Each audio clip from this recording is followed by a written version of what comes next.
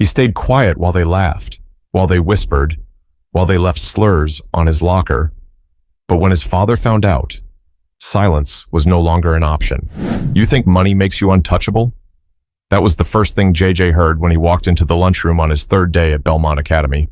It wasn't loud, not enough for the teachers to notice, but just enough for him to hear, just enough for it to sting. Jonathan J.J. Ellington had always been proud of his last name.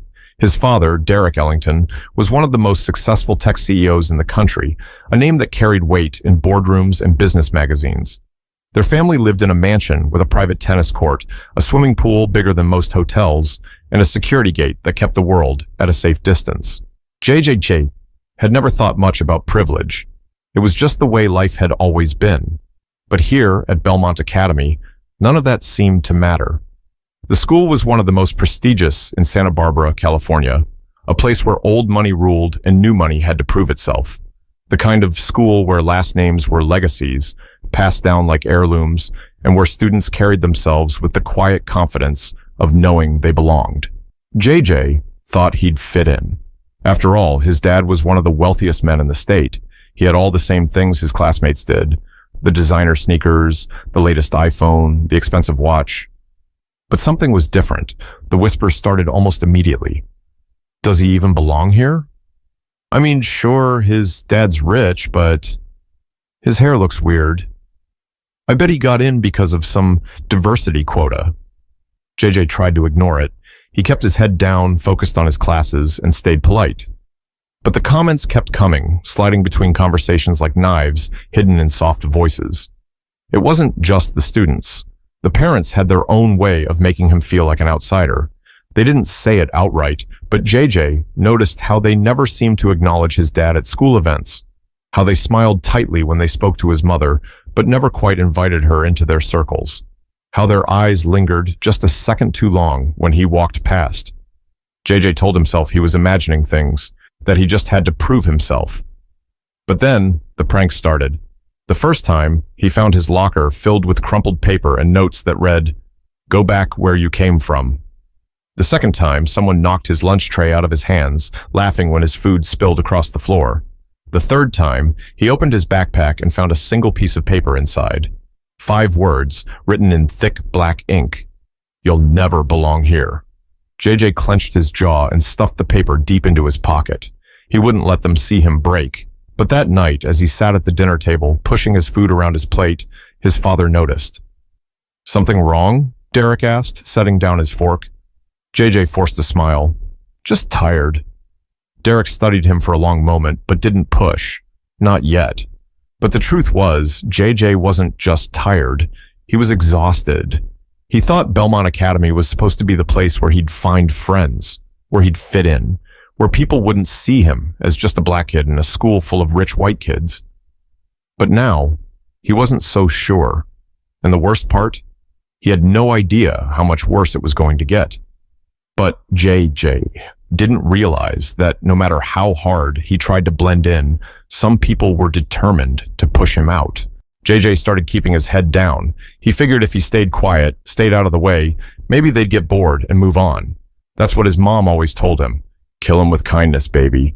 Don't give them a reason to hate you." But it didn't matter how nice he was. In history class, whenever the topic of slavery or civil rights came up, all eyes shifted toward him. Some of the kids snickered, like they were waiting for him to say something. Others just stared. One time, the teacher asked a question about segregation, and before JJ could even process it, a kid named Tyler Whitman, one of the most popular boys in school, muttered under his breath, "JJ should answer that. Bet his grandpa was in the fields." The class erupted in laughter. JJ froze, gripping the edges of his desk so tightly his knuckles turned white. He wanted to say something, anything, but what could he say? That his grandfather was actually a lawyer? That his dad built a billion-dollar company from nothing? That his family had worked twice as hard to get half as much respect? The teacher barely reacted. A sharp look, a half-hearted, "Let's stay respectful," and then she moved on. But Tyler smirked at JJ like he'd won something. JJ swallowed hard and stared at his textbook. Just get through the day. But the school hallways weren't any better. One morning, he walked past a group of kids standing by the lockers. He heard Jackson Reynolds, another one of Tyler's friends, say loud enough for him to hear, "Yeah, but JJ isn't like, a real Ellington. He's just lucky his dad got a handout." JJ stopped walking. A handout? His father had spent years sleeping in his car, taking showers at the gym, building his company from the ground up. What handout? JJ spun around. "What did you just say?" Jackson raised an eyebrow, pretending to be confused. "I'm just saying, man, your dad's a big deal now, but I heard people saying he wouldn't have made it if companies weren't desperate to look diverse. Just a fact." JJ's fists clenched. He wanted to hit him. He wanted to wipe that smug look off his face, but he didn't, because he knew exactly how that would go. One punch, one outburst, and he'd be the angry black kid, the one who couldn't handle being in a school like this. So instead, he just turned away, laughed it off, like it didn't matter. But that night, as he sat alone in his room, staring at his reflection in the mirror, he couldn't stop hearing Jackson's voice in his head.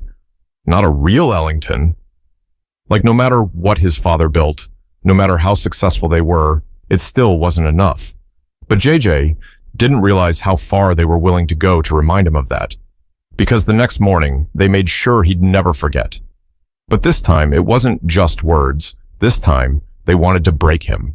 JJ knew something was off the moment he walked into school the next morning. It was the way people whispered, the way heads turned as he passed, the way even the kids who never talked to him suddenly seemed interested.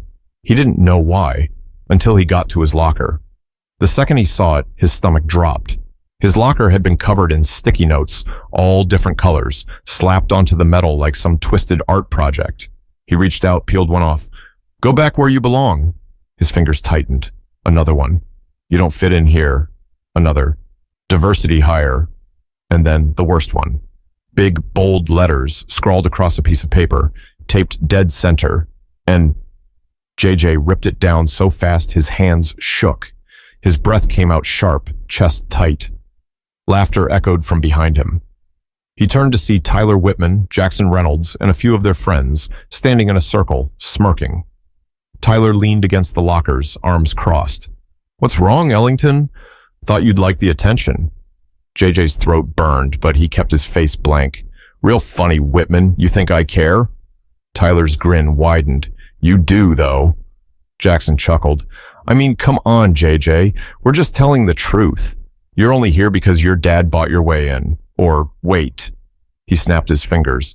"Maybe the school just needed a token." A couple of kids nearby laughed. Not all of them. Some looked uncomfortable, but nobody said anything. Nobody ever said anything. JJ clenched his jaw. His heartbeat pounded in his ears.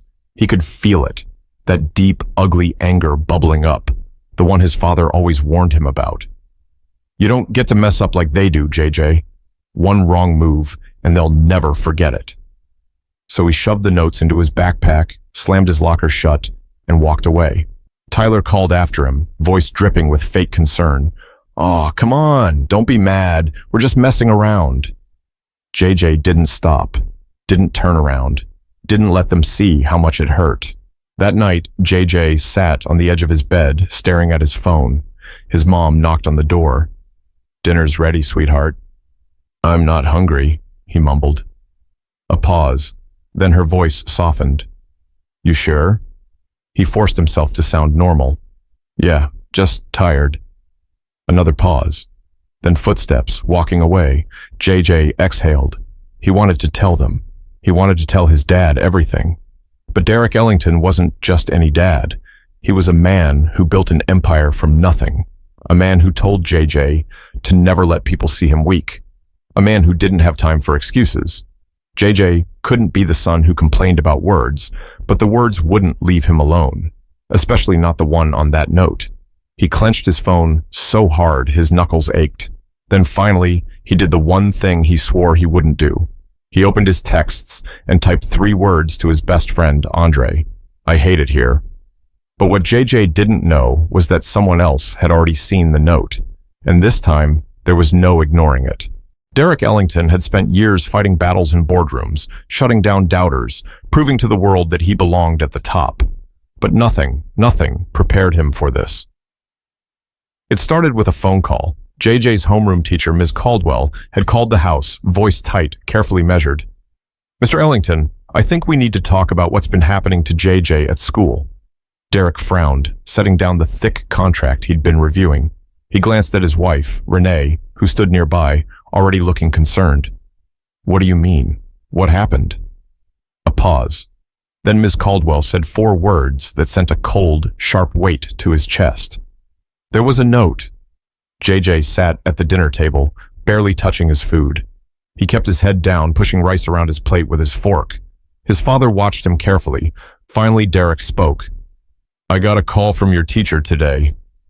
JJ's stomach twisted, his grip tightened around his fork. Renee leaned forward, eyes soft with concern. "Baby, why didn't you tell us?" JJ shrugged. "It's nothing." Derrick's voice sharpened. "A slur on your locker isn't nothing." Silence. JJ kept his gaze locked on his plate. His father never raised his voice. Never had to. He had the kind of presence that made people listen, that made even the most powerful executives sit up straight. But right now, it wasn't just authority in his voice. It was something else. Anger. Renee reached for JJ's hand. "Honey, you know you can talk to us." JJ swallowed hard. He wanted to. But what was the point? His dad was Derrick Ellington, a man who had never let racism stop him. A man who had built his own company because no one would give him a chance. A man who had told JJ 1,000,000 times, "You work harder. You prove them wrong. That's how you win." JJ forced a small smile. "I'm fine, really." Derrick exhaled sharply. "JJ, don't do that. Don't act like this doesn't bother you." JJ flinched. His dad almost never used that tone with him. Renee gave Derrick a look, but he wasn't backing down. "You think ignoring it is going to make it stop?" Derrick pressed. JJ snapped. "What do you want me to do, Dad? Fight them? Get myself expelled? That's what they want." Derrick's jaw tightened. "I want you to stand up for yourself." JJ pushed back his chair. "You think I don't? You think I don't try? It doesn't matter. I could be the smartest kid in that school, the richest, the best at everything, and it still wouldn't be enough. They don't care, Dad. I'll never be enough for them." The words hung in the air. Renee's eyes filled with tears. Derrick sat back in his chair, expression unreadable. JJ's breathing was ragged. He hated how raw his voice sounded, how close he was to breaking. "I gotta go," he mumbled, storming upstairs before they could see the tears welling in his eyes. Derrick sat in his office, staring at the dim glow of his laptop screen. The contracts in front of him blurred together. He couldn't focus. His son was hurting, and he had no idea how to fix it. Renee walked in, arms crossed. "You were too hard on him." Derrick sighed, rubbing his temples. I don't want him to let them win." She sat down across from him. "He's 12, Derrick. He shouldn't have to fight like you did." That hit harder than he expected. Derrick had spent his whole life fighting, clawing his way up, proving people wrong. He'd always thought that was the answer. But now, looking at his son, his smart, kind, hurting son, he realized something. Maybe this wasn't a battle JJ needed to fight alone. Maybe this was a battle Derrick needed to fight for him. He closed his laptop, and the next morning, he walked into Belmont Academy, ready for war. But Derrick was about to learn that money and power don't always change people's minds, and the school wasn't going to make this easy. Derrick Ellington walked through the front doors of Belmont Academy like he was walking into a boardroom. He wasn't here to make a scene. He was here to get answers. The receptionist, a woman in her late 50s with perfectly styled hair and pearl earrings, looked up and forced a tight smile. "Mr. Ellington, what a surprise." Derrick gave a curt nod. "I need to speak with the principal. Now." She hesitated. "Do you have an appointment?" Derrick folded his arms. "No, but I suggest you make one." The receptionist's smile faltered. She picked up the phone. "One moment." Minutes later, Derrick was sitting across from Principal Simon Westbrook, a man who had probably been running this school longer than Derrick had been building his company. He had the look of someone who prided himself on maintaining tradition. Derrick cut straight to the point. "My son has been harassed since the day he walked into the school. It started with whispers, then notes, then slurs on his locker, and you let it happen." Westbrook cleared his throat, shifting uncomfortably. Mr. Ellington, I assure you, we take bullying very seriously. Do you? Derrick interrupted, voice like steel. Because my son has been dealing with this for weeks, and not once has a teacher stepped in. Not once has a single student been held accountable. Westbrook's expression barely changed. We encourage our students to come forward when they experience difficulties. He did come forward, Derrick snapped, and nothing changed. A long silence. Westbrook sighed, lacing his fingers together. Mr. Ellington, I understand your frustration, but you have to consider the environment here. Belmont Academy is an elite institution, and we expect our students to handle challenges with maturity. These are young boys. Sometimes they say things without understanding the weight of their words. Derrick leaned forward, his voice dangerously calm.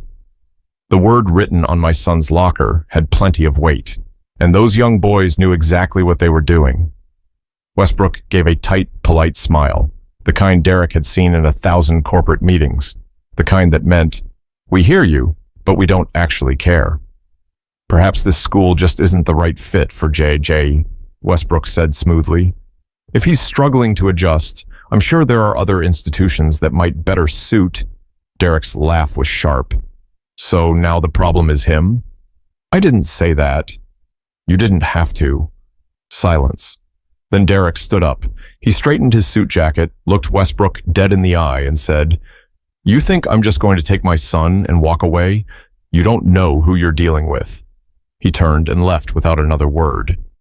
JJ sat alone in the library, trying to pretend he wasn't dreading lunchtime. Ever since the note incident, the bullying hadn't slowed down. It had just gotten quieter. Instead of shoving him or calling him names outright, Tyler and his friends had started playing a different game. Now, every time JJ walked into a room, they'd just stop talking. They'd exchange smirks, lean in like they were sharing some secret joke, and then laugh. They didn't have to say anything anymore. They had already planted the seed. JJ kept his head down, flipping pages in a textbook he wasn't reading, when suddenly his phone buzzed. A message from his dad. Meet me outside after school. JJ's stomach twisted. He knew that tone. His dad was about to do something big. When JJ walked out of Belmont Academy, he immediately saw his father's black Mercedes Maybach parked by the curb. That wasn't unusual, but the news cameras waiting nearby, that was new. JJ's eyes widened. Dad, what are you doing? Derrick stood tall, looking like he belonged at a press conference, not a school pickup line. His voice was calm, measured, but there was fire behind it. I told you, he said, looking his son in the eye. I don't let people silence me. Before JJ could say another word, Derrick stepped forward, right in front of the cameras. A reporter from a local news station adjusted her mic, eyes sharp with interest. Mr. Ellington, can you tell us why you're here today? Derrick didn't hesitate. I'm here because my son has been the target of repeated racial harassment at this school. I'm here because instead of protecting him, the administration ignored it. And I'm here because silence is complicity. JJ felt his heartbeat hammering in his chest. This was huge. Tyler, Jackson, and a few other students stood near the entrance watching. They weren't smirking now. One of the cameras turned toward them. Jackson shifted uncomfortably. Tyler looked away. The principal walked out of the building, his face pale. Mr. Ellington, I don't believe this is necessary. Oh, it's very necessary, Derrick interrupted.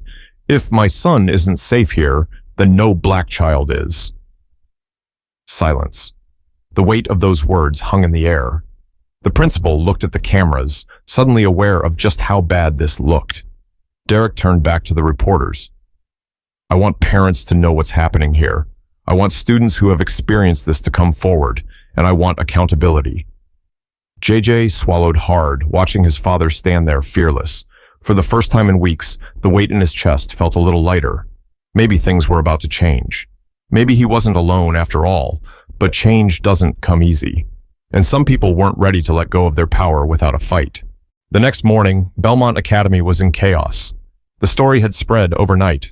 News stations picked it up. Social media was flooded with reactions. Parents were furious, some demanding change, others defending the school. The Board of Trustees held an emergency meeting. They released a statement about their commitment to diversity and inclusion, But the damage was already done. For the first time, the school's reputation was on the line, and people like Principal Westbrook cared about that more than anything. A week later, Derrick and JJ were called into a meeting with the school administration. Westbrook sat stiffly behind his desk. Next to him was Tyler Whitman's father, a man with graying hair and a tailored suit, who looked like he was doing this out of obligation, not regret. Tyler sat beside him, arms crossed. Westbrook cleared his throat. "Mr. Ellington, we've spoken to the students involved, and we'd like to address the situation properly." Derrick raised an eyebrow. "Properly, now that cameras are watching?" Westbrook ignored that. He turned to Tyler's father. "Mayor Whitman, would you like to say something?" Mr. Whitman sighed, looking at his son. "Tyler?" Tyler's jaw tightened. He exhaled sharply, then muttered, "Sorry." JJ stared at him. That was it? No acknowledgement, no ownership, just a word his parents forced him to say. Derrick leaned forward, voice smooth but sharp. "Sorry for what?" Tyler's face twitched. His father nudged him. Tyler swallowed. "For the notes and the jokes." JJ felt nothing, no satisfaction, no relief, because this wasn't real. Westbrook forced a thin smile. "We believe this is a learning moment for everyone involved." Derrick studied them for a long moment. Then he stood up. "Come on, JJ." JJ blinked. "We're leaving?" Derrick looked at him. "We didn't come here for an empty apology. We came to make sure they know we're not afraid of them." Tyler flinched at that. Mr. Whitman shifted uncomfortably. Derrick met Westbrook's gaze. "And you? You sat in that chair and let it happen. You failed at your job. If you think this is over, you're mistaken." Westbrook's face paled. Derrick turned to JJ. "Let's go." And just like that, they walked out. That night, JJ sat with his dad in his office. Derrick leaned back in his chair, exhaling. "We have two choices, son. You can stay and fight, or we find a new school where you don't have to prove yourself every day." JJ hesitated. A part of him wanted to leave, to never see those halls again, to go somewhere he didn't have to constantly be reminded he was different. But another part of him thought about the kids who didn't have a choice, who couldn't just leave when things got tough. He thought about the next black kid who'd walk through those doors and wonder if he belonged. JJ looked at his father. "If I leave, they win." A slow, proud smile spread across Derrick's face. "They don't get to decide who I am," JJ said quietly. Derrick nodded. "No, they don't." JJ took a deep breath. "Then I'm staying." The bullying didn't magically stop after that. Some kids still whispered, some parents still stared, but something had changed. People were watching now. Teachers paid attention. Kids who had stayed silent before started speaking up. Some even apologized, not because they were forced to, but because they realized they'd been wrong. And Tyler? He never said another word to JJ again, because deep down, he knew. He lost. JJ didn't just survive Belmont Academy, he owned it. This isn't just a story, it's reality for so many kids. Discrimination doesn't care about money, status, or success. It finds ways to creep into places where it shouldn't exist. And the only way to fight it is to stop staying silent. So if you see something, say something, because silence isn't just complicity, it's permission.